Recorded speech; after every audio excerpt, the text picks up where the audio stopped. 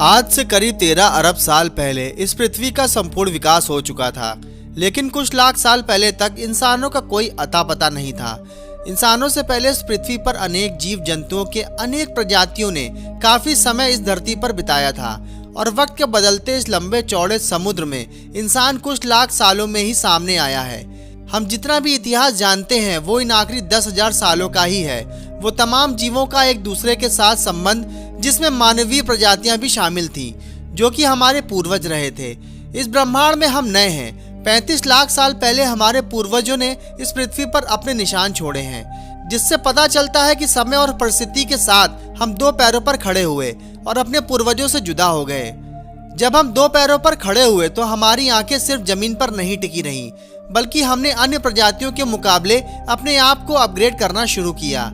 आदि मानव काल से इस लंबे दौर में हमारी कई पीढ़ियां संघर्ष करते हुए इस पृथ्वी पर भ्रमण करती रहीं। परिस्थितियों के अनुसार फिर हमने झुंड में रहकर बातें करना, शिकार करना, औजार बनाना, आग को काबू करना और चीजों को समझना सीख लिया, जिसमें हमारे सभी पूर्वजों का अहम योगदान रहा है। देखा जाए तो 15 मिलियन वर्ष पहले ट्राइपेथिकस और रामापेथिकस नर वानर विद्यमान थे। इन प्रजातियों के शरीर बालों से भरपूर थे तथा गोरिल्ला और चिंपैंजी जैसे चलते थे। रामापेथिकस अधिक मनुष्यों जैसे थे, जबकि ट्राइपेथिकस वन मानुष जैसे थे। ये 3 से 4 मिलियन वर्ष पहले पूर्वी अफ्रीका में विचरण करते थे। ये लोग खड़े होकर सीधे चलते थे।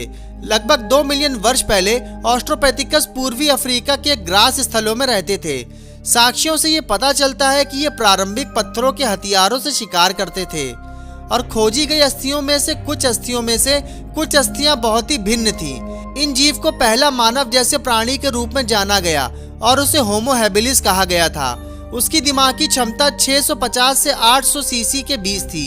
वो संभवतः मांस नहीं खाते थे, लेकिन उसके विपरीत होमो इरेक्टस का मस्तिष्क काफी बड़ा था, जो लगभग 900 सीसी का था, और होमो इरेक्टस संभवतः मांस खाते थे, लेकिन निएंडरथल मानव 1400 सीसी आकार वाले मस्तिष्क लिए हुए थे। ये पूर्वी और मध्य एशिया के देशों में रहते थे। वो अपने शरीर की रक्षा के लिए खालों का इस्तेमाल करते थे और अपने मृतकों को जमीन पर गाड़ते थे। और आखिर में होमो सेपियंस यानी कि हम अफ्रीका में विकसित हुए और धीरे धीरे अफ्रीका महाद्वीप से पार पहुंचे और विभिन्न महाद्वीपों में फैल गए।